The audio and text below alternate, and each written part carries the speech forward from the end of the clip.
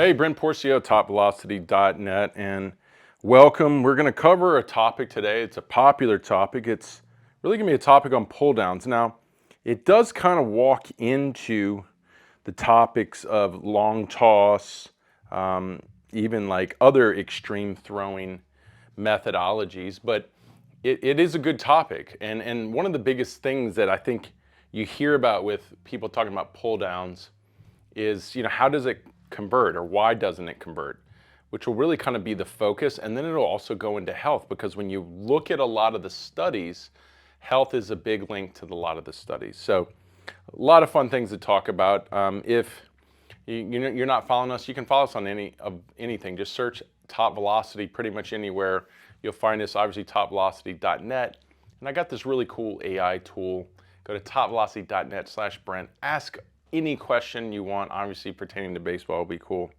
And it really has got amazing answers, because it's backed by a lot of science in there, because that's what we do here. We're always looking for the latest science and better help us understand our methodology. And that methodology is what we do here at Top Velocity. It's everything you've probably heard about us in all of our training and all of our development. So on the topic of crow hop, or not crow hop, on the topic of pull downs. Now, what is a pull down? Crow hop is going to be in the pull down. Crow hop is more of an old school term. It's pretty much that kind of like high knee jump into your throw. And that's usually exaggerating more effort or putting more effort into your throw. That typically is common in a pull down. Or we could even use the term run and gun. And the pull downs, I think, came from the long toss world of when you're working it back in and trying to get it back on the line. And you're typically going at a pretty high effort. Or like with the running guns, you're doing a little run, crow hop into the throw. Kind of all these together can represent the same kind of high intensity momentum, adding a little momentum through the crow hop or the run throws, which if you're pitchers, does it correlate? That should be the question. And there's a lot of people that actually don't see the correlation. So, there'll be 95 in a crow hop or a running gun, and then there'll be, 85 on the mound, 82 on the mound. Also, too, you might find guys that are in the outfield, because typically an outfielder is doing these kind of throws. These running guns, these crow hops, these pull down throws from the outfield. That's their skill within the game.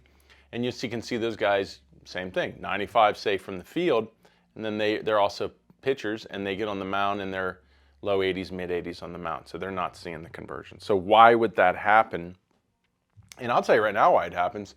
If you look at it, and I've done this before, if I study the drive leg, the back leg on the pitcher in the running gun or in the pull down or in the crow hop, and then I study it on the mound, you see big differences. And it's really more of a big difference when you're creating a lot of momentum, when you're in a good run. That's why we don't like doing a running gun. If anything, it's a two-step. Because when you start creating more momentum, the back leg's role changes in the delivery. We know on the mound, the back leg, which is the only leg on the ground because you lift your leg for about 3/4 of your delivery, its job is to propel and pump energy in your body. We got studies that show that. The drive leg's function is to pump the energy into the system. Front leg's function is to pump it out. So when you're on the mound, you're trying to use that drive leg to pump energy in, build your momentum, push energy up the kinetic chain. The problem is when you get in a high momentum throw like a running gun, the back leg starts reversing the role. It starts becoming a decelerator. It starts to grab the control of your body, the stability of your body, so it can help move the energy where it wants to the ball. It starts trying to slow you down. So it starts becoming a decelerator of momentum. So when it needs to be an accelerator of momentum in these high momentum throws, it becomes a decelerator. So that's where it's not going to convert that well, because you're going to get on the mound, and if it can't reverse roles, it can't become that, optimizer of ground force and pushing energy up through the kinetic chain. You're not going to see the conversion because it failed to do its role, which its role was completely different in the running gun. But on top of that, let's look at studies. Now, there's not a lot of studies that look at the performance aspect of a running gun or a pull down. Now, the problem is a lot of these studies use the old school terminology crow hop. Okay, so the crow hop is that hop and throw, which is a momentum throw. For example, this study called the effects of the crow hop on elbow stress during an interval throwing program. So it's looking at the effects of it, and it's actually looking at the elbow stress effect. So it found that the crow hop throws generated greater medial elbow, so that's elbow on the that's stress on or torque on the inside of the elbow, than standing throws at distances up to 60 feet. So there was no differences in elbow torque at distances greater than 60 feet between the two throws.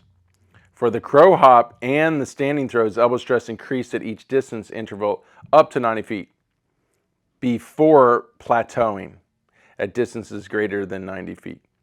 So basically what it sounds like is at a 90-foot throw, you're coming in hard on the line. That means you're really using the momentum to put a lot more effort into your throw. If it goes past 90, it's probably because the trajectory is changing, that the crow hop doesn't really support it because your release points are back here. So that added momentum going forward, when I got a release back here, it starts to probably not affect the intensity of the throw as much, so the stress isn't as high. So that's my observation off that study, but it's basically saying everything up to 90 feet, the crow hop is adding more stress to the arm. So there's definitely an increase of stress in those throws. Let's look at this. Here's one more that specifically looked at a crow hop. This one was the impact of distance and the crow hop on medial elbow stress during an interval throwing program. Okay, so this one, similar things. Medial elbow torque significantly increases at greater throwing distance of a standard interval throwing program, although the effect became less pronounced at longer distances. So two studies pretty much finding the same thing. Elbow torque at shorter distances in a running throw or a crow hop are going to be higher stress than a normal throw. And that goes to the question of, is that a good thing? Do we want to put stress on the arm? Is that something that's going to help us? So let's say the stress of throwing is at an average level.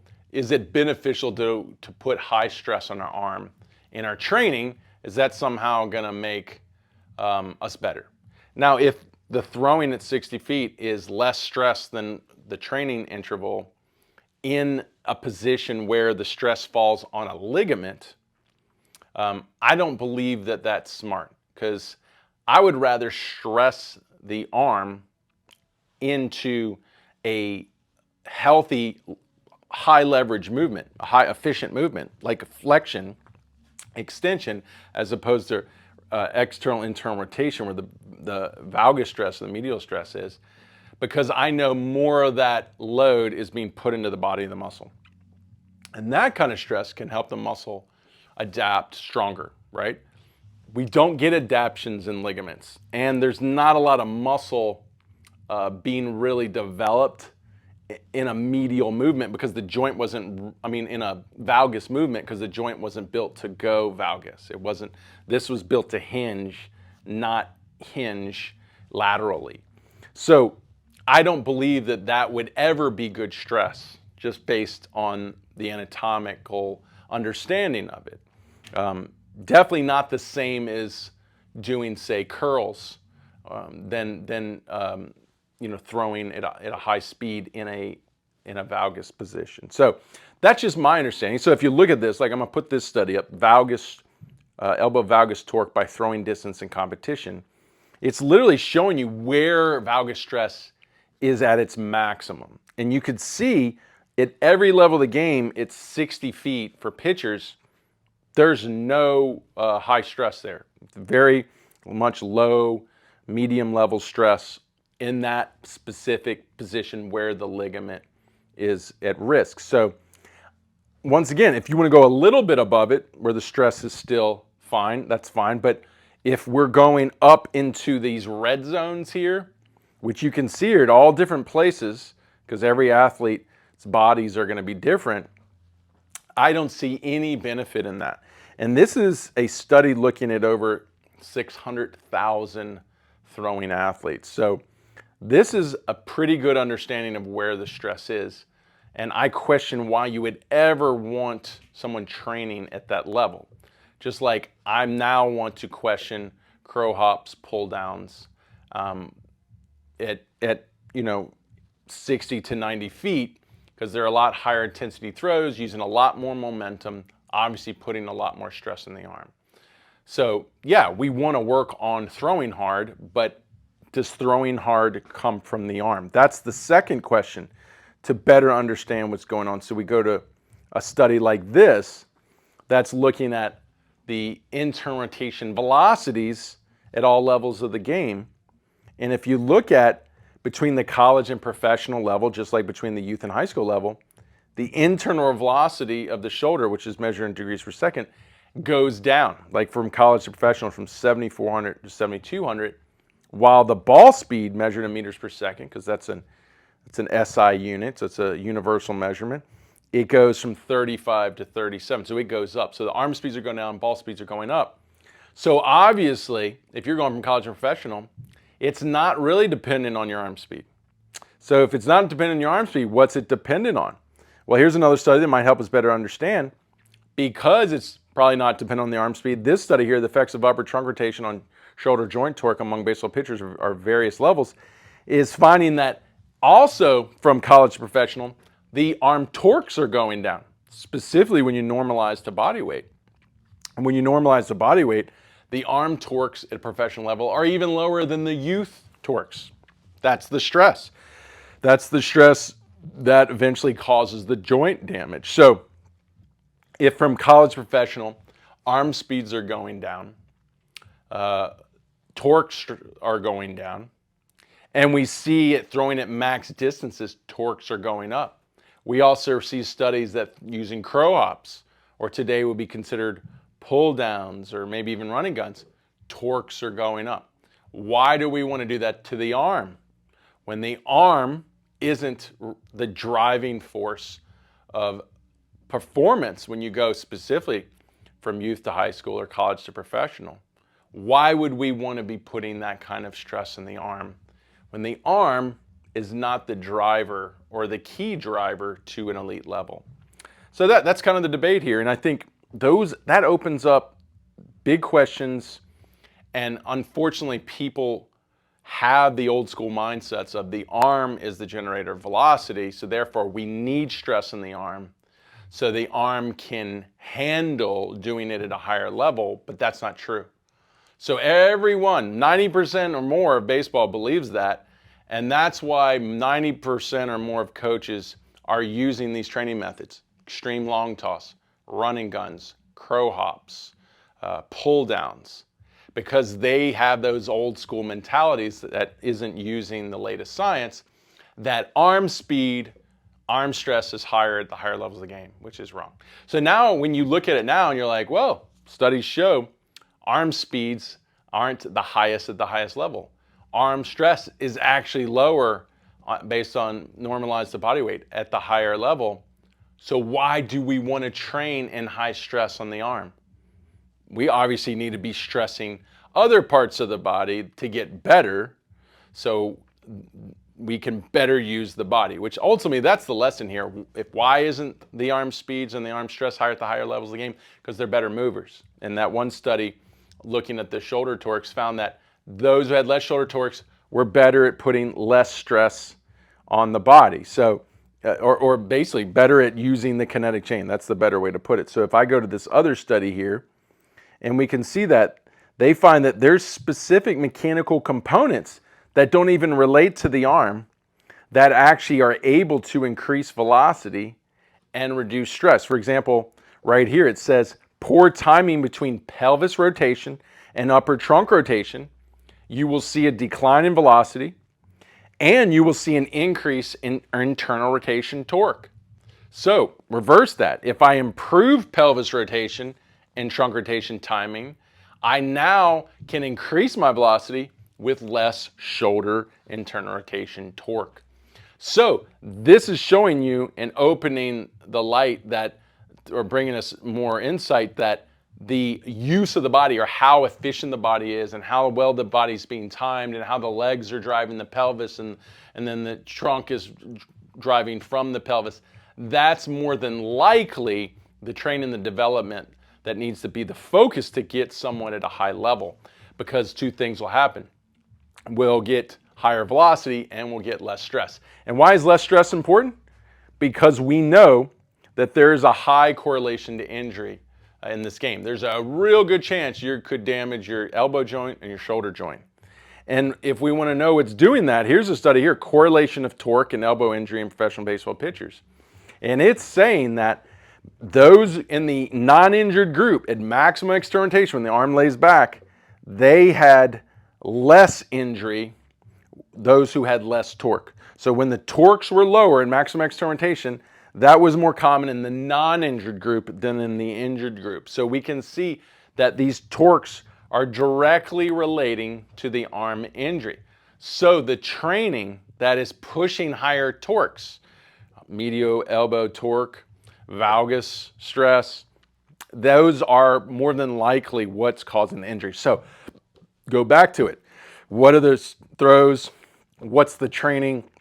Increasing the torques in the elbow, crow hops, pull downs, running guns. You can go into weighted throwing objects because you're going to find the same torque increases. You can go to the maximum distance throws, maximum long toss. You're going to see it there. And I'll show you that exactly right here. If we go to the ASMI study looking at long toss, we'll find it sooner than later, hopefully. And it's right, sorry, there it is, got it, okay. Biomechanical comparison of baseball pitching and long toss. The conclusion reads, however, maximum distance throws produce increased torques and changes in kinematics. Caution is therefore advised in the use of these throws for rehabilitation and training. So, all these throws increase the torques on the arm. Why are we doing that? Okay, we can argue, or you could argue, that there's biomechanical movements that are going to say that more than likely is being used to improve performance in the kinetic chain, like horizontal abduction. Why is that different? Why is it okay to increase torques through horizontal abduction, but not okay to increase torques through maximum distance throws or high intensity, high momentum throws? Because we can avoid those throws. We can avoid this biomechanical component, because this biomechanical component, horizontal abduction, which adds more stress to your arm, creates more room for trunk rotation. We can't avoid that, because if we do less of that, we use velocity. That's not the case when we do a long distance throw. If I don't do long distance throws anymore, now I don't have to experience those high amount of torques, which will risk my injury. And yes, there was a performance improvement, not always with those throws, but that doesn't mean now I have no chance for a performance improvement. You do. There's other forms of training that can increase velocity. For example, studies show throwing med balls, lifting, all these things increase velocity that don't have the risk for arm stress. So you can say, yes, there's going to be stressful things we do biomechanically that we're going to have to balance out.